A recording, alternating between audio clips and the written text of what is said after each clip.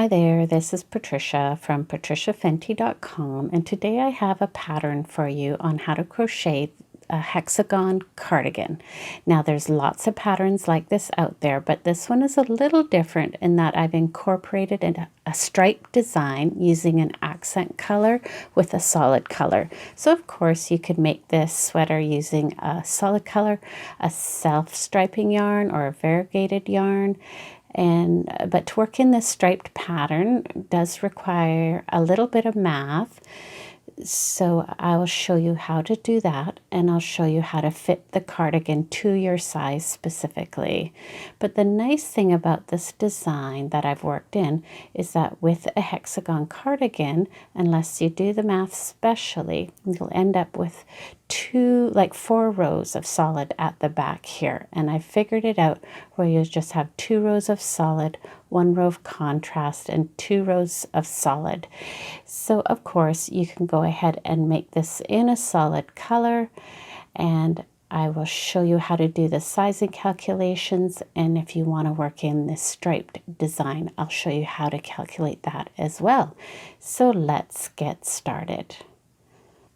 Now the supplies you'll need for this project is a number 3 lightweight yarn, and these are yarns that I got at my local yarn shop, and I couldn't find them online. They're an Italian yarn.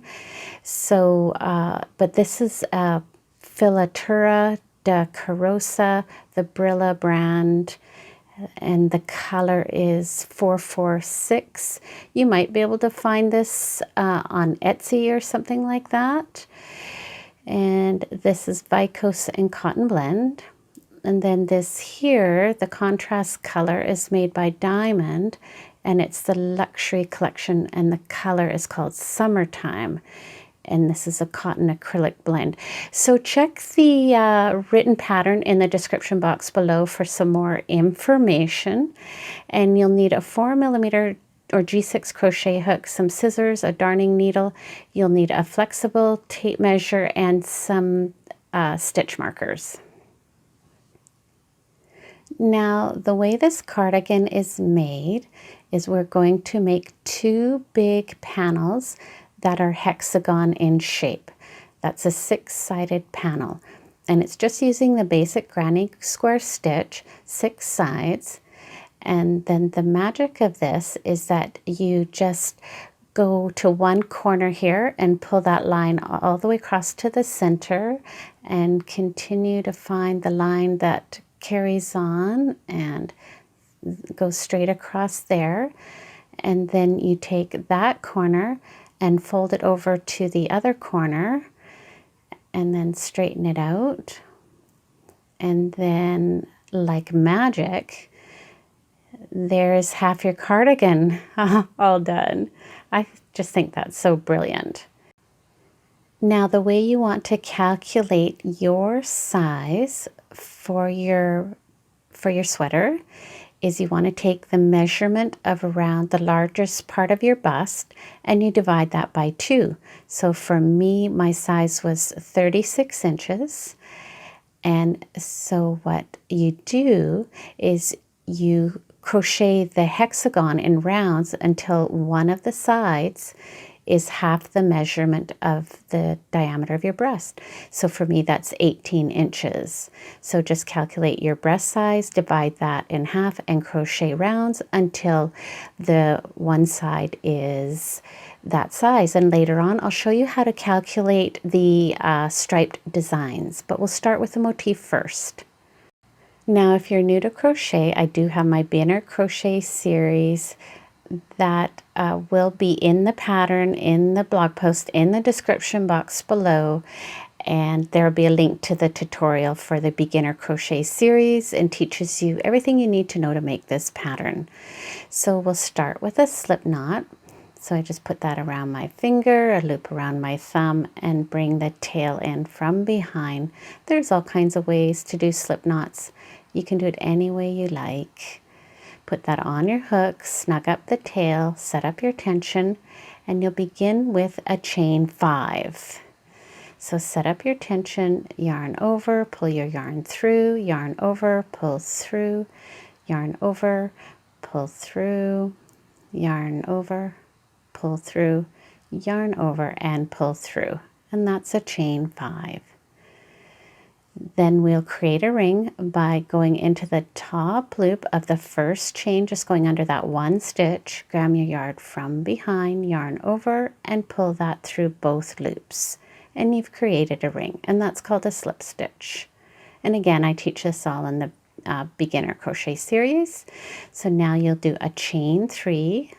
So that's 1, 2, and 3. And that counts as your first double crochet. And when you go into your ring, make sure you're going into the ring and not into that first chain. So we're going to do a double crochet. So yarn over, go into the center of the ring, grab your yarn from behind, you pull that through, you'll have 3 loops on your hook, yarn over, pull through 2 loops, whoops, yarn over and pull through 2 loops. And that's a double crochet. So yarn over, do another double crochet, pull the yarn from behind, you'll have 3 loops on your hook, yarn over, pull through 2, yarn over, pull through 2. And that's your first 3 double crochet cluster. And then you'll chain 2 and work another set of 3 double crochets into the ring. And I just keep the tail over to the left and crochet it in as I go along. So yarn over, go into the ring, pull that through, and work 1 double crochet, and then another double crochet into the ring, and then a 3rd double crochet into the ring, and then chain 2.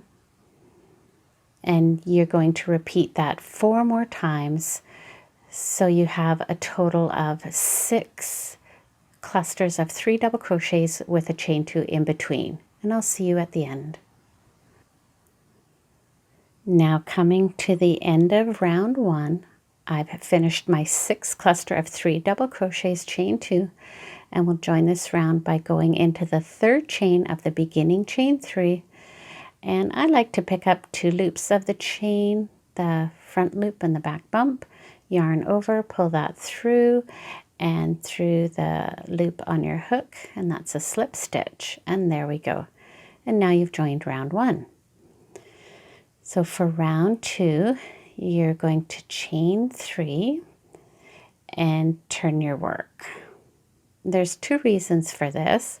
One is that you'll always be working back into a chain 2 space or chain 1 space, and it keeps a really nice tension when you flip and go back and forth, because sometimes when you go in rounds, if your tension is a little too tight, the whole project can kind of go wonky to the one side. So chain 3, turn your work, yarn over, and you'll do 2 double crochets into that chain 2 space. And your chain 3 counts as your first double crochet. So now you have your first 3 double crochet cluster, and then you'll chain 2, so you're working a corner here. And then you'll do another set of 3 double crochets into the chain 2 space. So that's 1, 2, oops, and 3.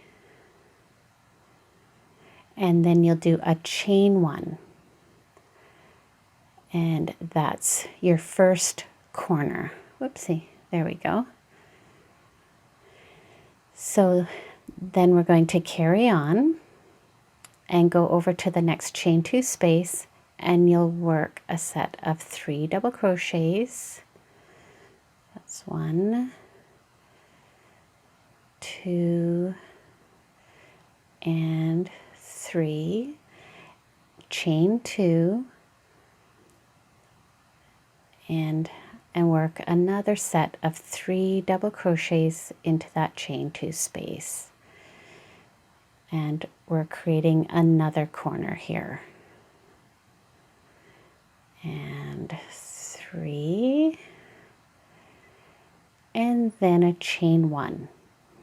So you'll repeat that 4 more times, working your set of 3 double crochets, chain 2, 3 double crochets, and a chain 1 in between, and you'll work that into every chain 2 space, and you'll have a total of 6 corners, and I'll see you at the end. Okay, coming to the end of round 2, join with a slip stitch into the 3rd chain of the beginning chain 3, just like that.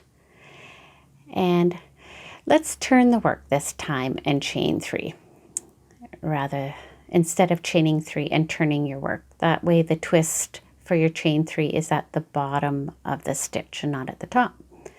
So that's your first double crochet, and then you'll do 2 double crochets into that chain 1 space.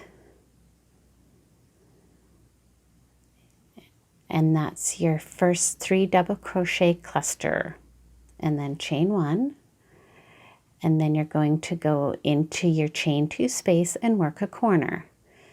So 3 double crochets, there's 1 and 2 and 3 double crochets, and chain 2 and another set of 3 double crochets into that chain 2 space. So you'll always work those corners in the same way, where you're working a set of 3 double crochets, chain 2, 3 double crochets into the chain 2 space, and then a chain 1. And now you go into the next chain 1 space, and you'll work 1 set of 3 double crochets only. And so this will be the same through the whole pattern, where in every chain 1 space you work 1 set of 3 double crochets with a chain 1. And then each corner you work a set of 3 double crochets, chain 2, 3 double crochets, chain 1. And you'll work that pattern all the way around, and I'll see you at the end. Now coming to the end of round 3, I've just come out of the corner and done my 3 double crochet cluster, chain 1, and you'll join into the 3rd chain of your beginning chain 3 with a slip stitch, going under 2 stitches, and just pulling that through, and that's the end of round 3. Now turn your work and chain 3, and you'll just repeat round 3 until you have a total of 9 rounds. And I forgot to mention that as the motif gets larger, it's going to start to get a little wavy and wonky, and that's what you want. You want it to be a little bit warped and wavy. So it's just beginning to get that wavy shape. So the more rounds you do, the wavier it'll get, and that'll be perfect. So we'll see you at the end of 9 rounds. All right, so welcome back. Now what we're going to do is we're going to calculate the size of your panel to fit your body to incorporate the striped design.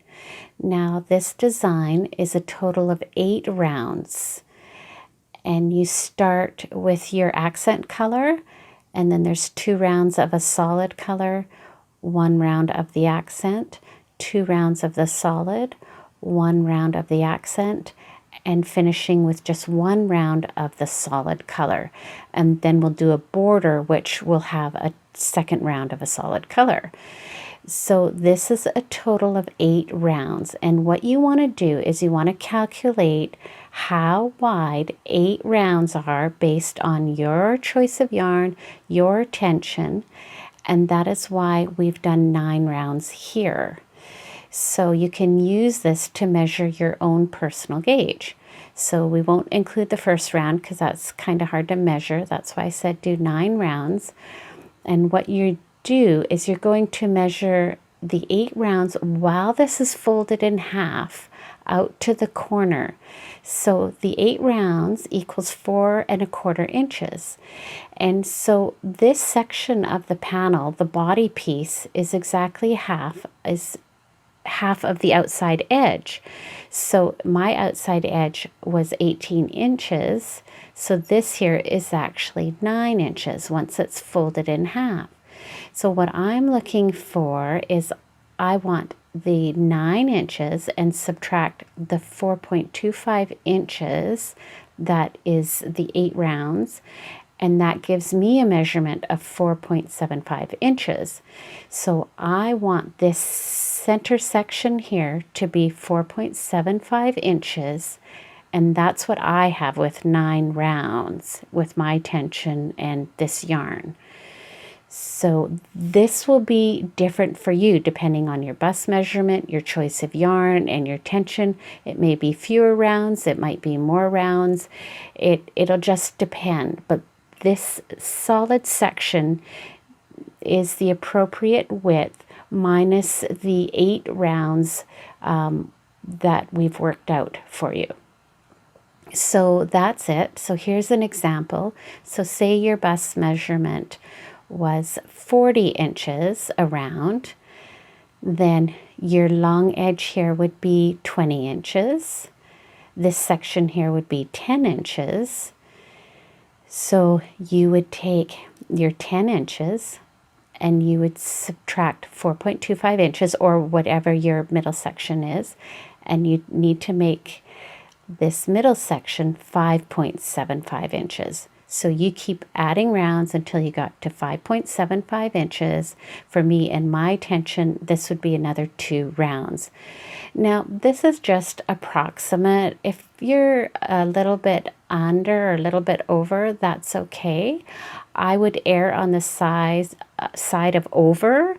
So if you're a little bit on the smaller side, just add an extra round to make the garment just a little bit more roomy. And again, we'll have that extra round at the end where we'll be adding the border, which will give another sort of 3/4 of an inch on each side. So that's how you calculate the pattern design. So go ahead and keep adding rounds of the solid color until you get this big enough, and then start doing the pattern, which again is 1 round of your accent, 2 rounds of the solid, 1 round of the accent, 2 rounds of the solid color, 1 round of the accent, and 1 round of the solid. And I'll show you how to change colors in the next section. And remember, you're flipping the garment each round as you go. All right, so once you have your center section the right size, you can start the stripe pattern by joining on your accent color. So flip your work, and working onto the other side of the fabric, take your new color and create a slip knot. And put that on your crochet hook. And I like to join into the corner because when you're darning in your tail ends, then you have some extra fabric there to darn into. So put your hook into the chain 2 space, grab the yarn from behind, flip your tail over, and do a slip stitch. Now you'll chain 3, and then just carry on as before. Now when you come to the point where you need to add on a new ball of yarn, and that'll happen with your solid color, you can do it in a couple of different ways. One is you can do a magic knot, and that's where you tie the 2 pieces of yarn together and you just carry on. And the tutorial for that will be in the blog post in the pattern, in the link in the description box below this video. But if you want to join as you go, you can do it like this. So I'm just going to use the contrasting yarn so you can see. So start your set of 3 double crochets. I like to work this into the middle of a set of 3 double crochets. So you can do the 1 double crochet, and then you can start your 2nd double crochet, and you won't complete it. At this point you would drop your yarn that's running out, and you'll bring in the new yarn. Now I'm using contrasting yarn just so you can see how this works. So you grab the new ball of yarn and you'll pull that through the 2 loops as if you're doing a double crochet, This gets a little bit loosey-goosey because you'll have those two tails there, but just sort of hold them with your fingers holding onto both the new tail and the old tail. Just hold that down in place. And you still have 2 loops on your hook, yarn over and pull through those 2 loops. And that's joining onto that double crochet. Then you have those 2 tails, they're kind of tucked in behind. And then you'll do the 3rd double crochet, kind of going over top of those 2 tails. And now you're working with the new yarn, and then you can darn those tail ends in later and carry on with the new yarn. So this makes the join a little bit loose, so if you like, you can just go ahead and darn them in right away. And I do have a tutorial on how to darn in tail ends in the beginner crochet series, so you can find that there. So carry on, and I'll see you at the end. Now, once you have your panels to the desired number of rounds and you've finished your design with the last round of the solid color, you're going to fasten off as usual, and you're going to leave a tail end when you fasten off that is 2 times the length of the long side. So 1, 2, and then maybe another half a length more. And that's what you use to sew that seam together.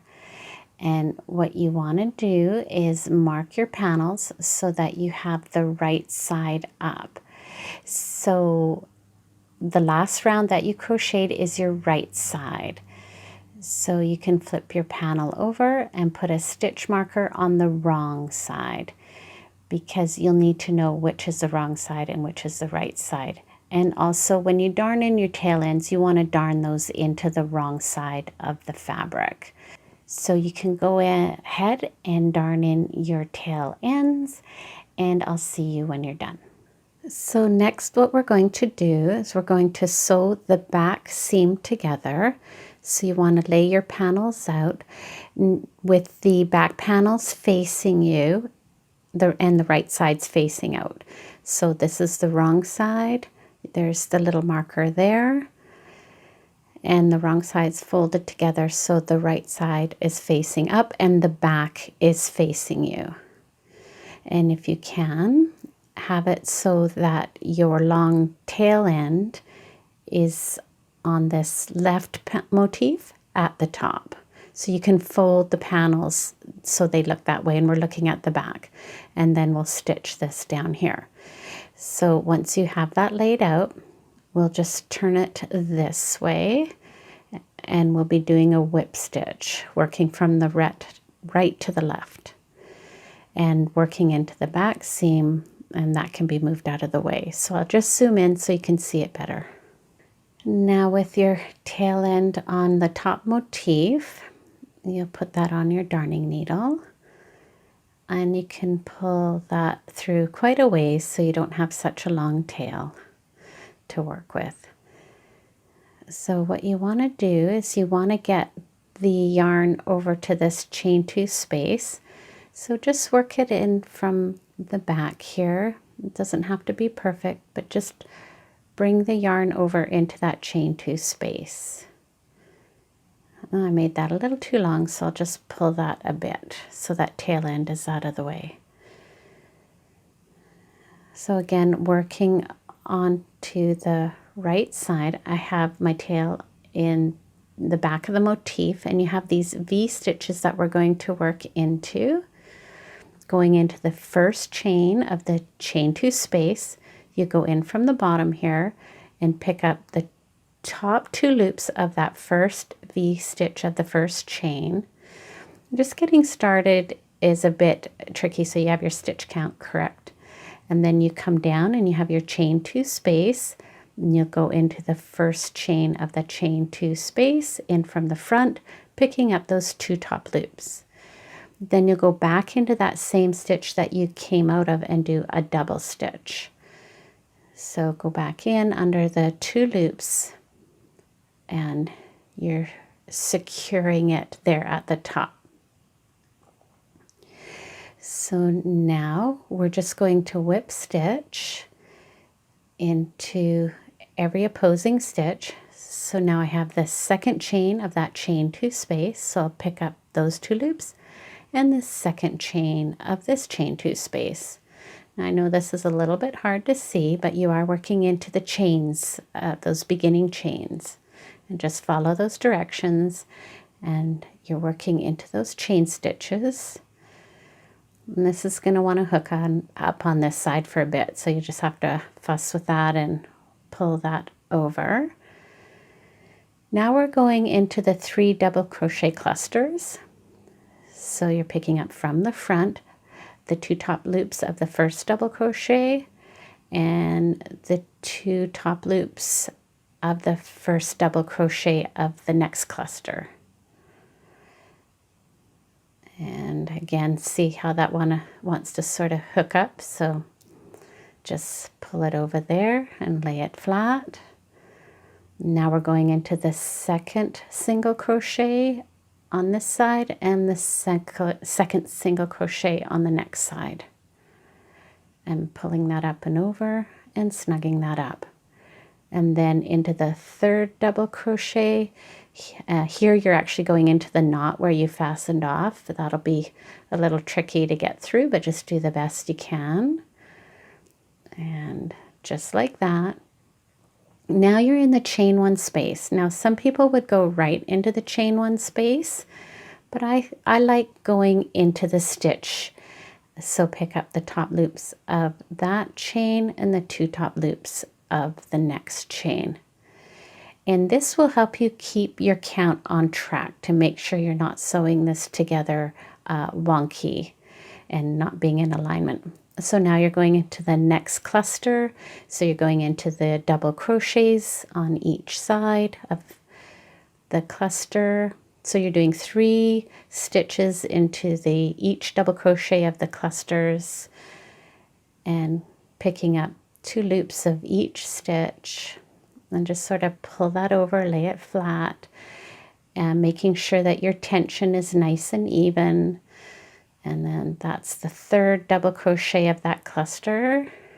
Oops, I almost had a tangle there. There we go. And it'll just be a bit awkward at first, get a little twisted, but as you go along, it'll start to work much easier. And then I'm in the chain 1 space again. So you can always keep track. You know, if you're getting off, you'll have to pull your stitches out in case you've missed a stitch. So go ahead and whip stitch all the way along that back seam, and I will see you at the bottom. All right, so coming to the bottom of the back seam, I've just done the 3 double crochet cluster stitches. So there's 2 chains left to sew into of the chain 2 space.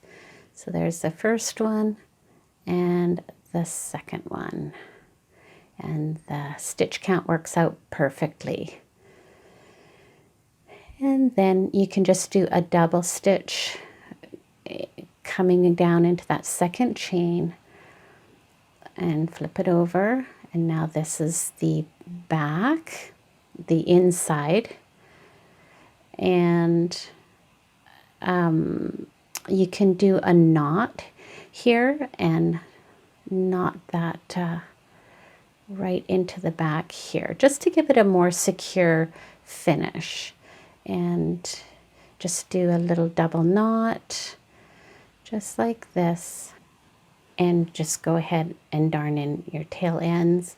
And I did put knots in all my tail ends before I darned them in. Now the next step after joining the back seam is to sew the shoulder seams. So you can use the measurements that I'm using, which is after lining up the chain 2 spaces on the front and back of the panels, and not including that one, there's 4 chain 1 spaces is where I've gone back to, and sew the shoulder seam up to that space, and I'll include the chain 1 space. Now that is a total of a little over 4 inches for the opening. If you have a larger neck and you want to make the opening larger, just use some stitch markers to pin the shoulder seam. Try it on yourself and see how it fits. You may want it to be a little more closed. You might want it to be a little more open. You can custom fit it like that. But for me, I'm going back 4 spaces and stitching into that chain 1 space. Now for the shoulder seam, you'll do the same thing where you measure your yarn 2 lengths of your seam, and then you want to leave enough for the tail that you can darn in on each end. In this case, you're doing essentially the same thing, but you're joining on the yarn, whereas before it was already there. So you can go into the second chain of the chain 2 space, just like that. Bring the yarn through and leave a decent tail, and you can tie a knot in that and darn it in at the end, and then come in from the front of that first chain of the chain 2 space, and then going back into that same stitch. So you're doing the double stitch, doing exactly the same thing as you did with the back seam. And in this case, you'll just have a little tail end here. And so then you can, once you finish sewing, you can come back, do a little knot, and then darn in the tail end. And here you'll just carry on and do the whip stitch as you did before. Now, once you have your shoulder seams all sewn, you can turn the garment with the back seam facing you, and we'll start to crochet the collar starting from the back shoulder. And again, we're still working from the right side of the fabric. So you have the right side facing up. Take your neutral color, create a slip knot, and put that on your hook. And I'm going to start a little bit over from the seam here, because what we're looking for here is this is your bottom loop and your top loop of the V stitch, and there's also a back bump of the stitch, and it's right there on the inside. What we're going to do is we're going to join on into the back loop or top loop, and also pick up that back bump, so you have 2 loops on your hook.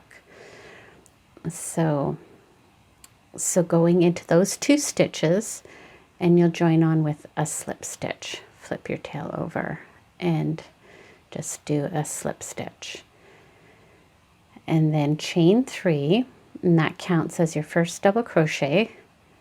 And then we're right beside a chain 1 space, and you're going to do a double crochet. There's 3 stitches there. There's your front loop, your back loop, and the back bump. So picking up the back loop and the back bump, and do a double crochet. It's a little hard to see, but when you have your work in front of you, you'll see that. So then coming into the regular double crochets, yarn over, going into the back loop and the back bump, picking up those 2 stitches, you do a double crochet. So you'll do a double crochet into the back loop and the back bump of each stitch all the way along, and creating a final row of double crochets. So carry on and do that, and I'll show you what to do when you get to the neck corner. All right, so coming into the shoulder seam on the inside of the collar,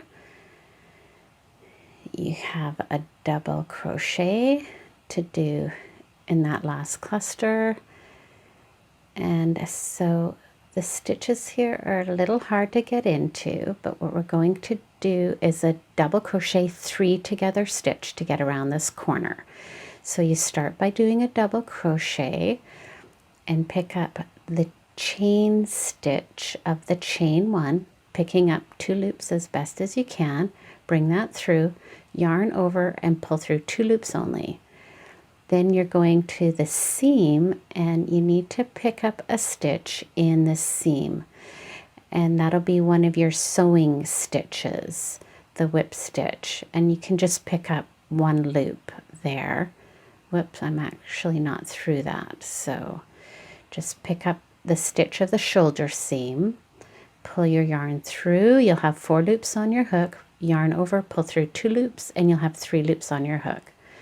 Then you'll go into the next chain stitch, picking up the 2 loops of that stitch, yarn over, pull that through, you'll have 5 loops on your hook, yarn over, pull through 2 loops, you'll have 4 left, yarn over and pull through all 4 loops.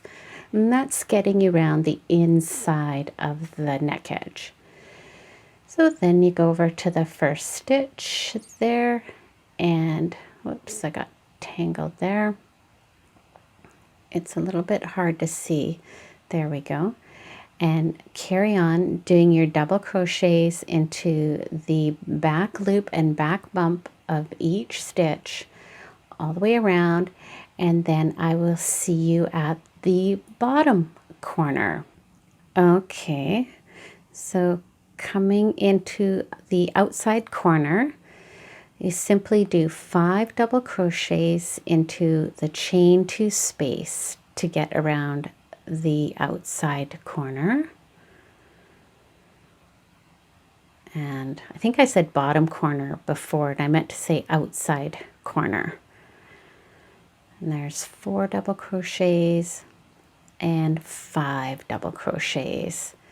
And then carry on going into the back loop and back bump of the next stitch.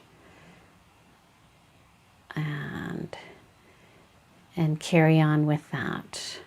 And do that pattern all the way around. So you'll just do this border all the way around the cardigan, and when you get to any outside corner, you'll do the 5 double crochets into the chain 2 space, and when you come back around to the collar on the other side with the inside corner, you'll do that double crochet 3 together stitch to get around that corner. So go ahead and do that, and I will see you at the end. So as you complete the border and come around to the back of the neck edge, rather than joining into the chain 3 with a slip knot, we're going to cut the tail and pull it through the loop there, and you'll put the needle on that tail. And what we're doing is we're making this a nice invisible stitch without a knot. So what you have is you have your beginning chain 3, so count those first 3 chains, and what you're going to do is go into the first double crochet coming in from the back, picking up the V stitch of that top of that first double crochet and going under those 2 loops and bring that forward. And then you're going to snug this up, and this is like a mock stitch, and this stitch will lay on top of that chain 3. And then you come back down into the stitch that your yarn is coming out of, going in between the V of that stitch. So go down in the middle, and there's that back bump that we've been crocheting into, and you're going to pick that up as well and pull that through and snug that up. And what that does is it creates a really nice invisible join, so you don't have a knot there.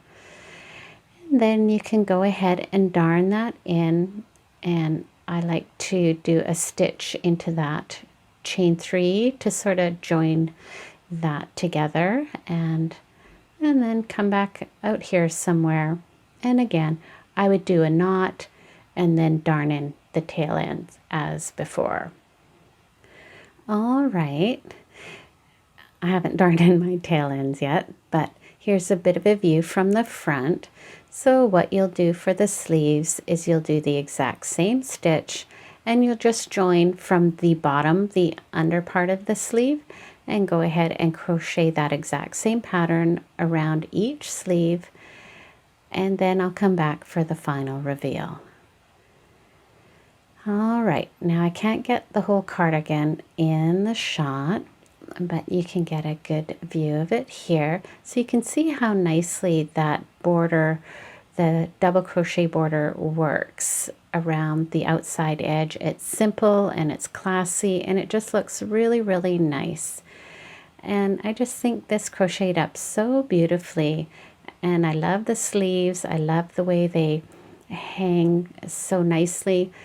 And again, the way this pattern works out, we have the 2 rows of solid color, a row of contrast, and finishing with 2 rows of solid, including the border, the final border. And then on the back, this shows the special math that makes this back seam just 2 rows of the solid core color. It can be really easy to end up with 4 rows of a solid color with a hexagon pattern. So that's where all the special math came in. So here, I'll just pop a picture in here of me wearing it. And I do apologize for the quality of these pictures. It's just been so miserable outside and my camera doesn't like indoor light for pictures, but you can get a good idea of how it looks while I'm wearing it. So I hope you enjoy this tutorial. Please give it a thumbs up and subscribe to my YouTube channel for more creative and inspiring videos. Thank you for joining me.